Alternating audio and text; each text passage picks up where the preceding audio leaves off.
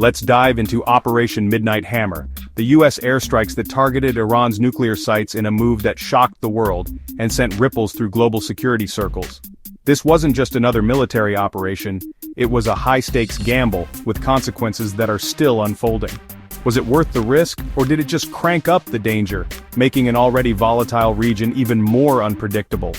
The world is still debating whether this was a bold step toward non-proliferation or a reckless escalation. Here's what went down.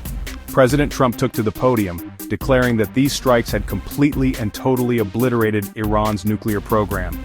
The message was clear. The US wanted the world to believe Iran's nuclear ambitions had been stopped in their tracks.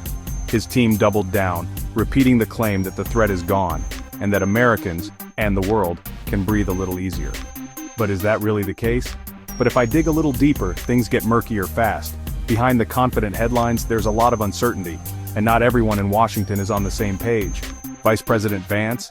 He's way more cautious. He says, yeah, it set Iran back, but the job isn't finished, and the world needs to keep an eye on that uranium stockpile. He's urging allies to stay vigilant, warning that Iran's nuclear ambitions are far from over. Meanwhile, top military officials admit they don't even have a full damage report yet. The fog of war is real, and it's making it hard to know exactly what was achieved. So, is this mission accomplished, or just mission paused? The uncertainty is fueling debate in capitals around the world. I mean, if you look at satellite images and expert opinions, like non-proliferation expert Jeffrey Lewis, they're not convinced. The evidence on the ground doesn't match the bold claims from the White House. Lewis says a lot of Iran's nuclear infrastructure is still intact. The centrifuges, the labs, the know-how, they weren't all wiped out in a single night. The International Atomic Energy Agency is also saying, hold up, we need to see the damage ourselves. Until inspectors are on the ground, nobody can say for sure what's left and what's gone. So, even the monitors aren't ready to call it a win. They're demanding access, and until then, the world is left guessing. Now, about Iran's uranium. Before the strikes, they had about 400 kilos enriched up to 60%, almost weapons grade. That's enough to make the world nervous. And it's why the stakes are so high.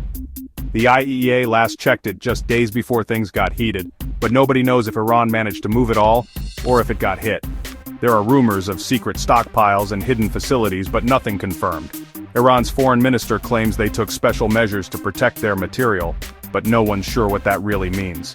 Did they hide it, move it, or is it still vulnerable? Let's zoom out for a second. These strikes happened while tensions with Israel were already boiling. The region was a powder keg, and this operation just added more fuel to the fire. The US said it was targeting Iran's nuclear program, not trying to start a war. But in the Middle East, intentions and outcomes don't always line up. But Iran's leadership called it a flat-out violation of international law. They're rallying their allies, and the rhetoric is only getting hotter. And experts warn, this kind of strike could just motivate Iran to double down and rebuild even faster. Some say it could even push them to pursue a bomb more aggressively, out of fear and anger. So, was it worth the risk? The debate is raging in Washington, Tehran, and beyond. Some see it as a necessary evil, others as a dangerous provocation. Some US officials say the program could be set back years, maybe even 5. That's a big deal, if it's true. But it's a big if. But others warn that Iran, now more determined, could come back stronger and angrier. The cycle of escalation might just be starting. Bottom line, it's too early to celebrate. The dust hasn't settled and the world is holding its breath, waiting to see what happens next. The world just got a lot more complicated, and the nuclear question is far from settled. Diplomats are scrambling and the stakes couldn't be higher. Was it worth the escalation? Only time will tell.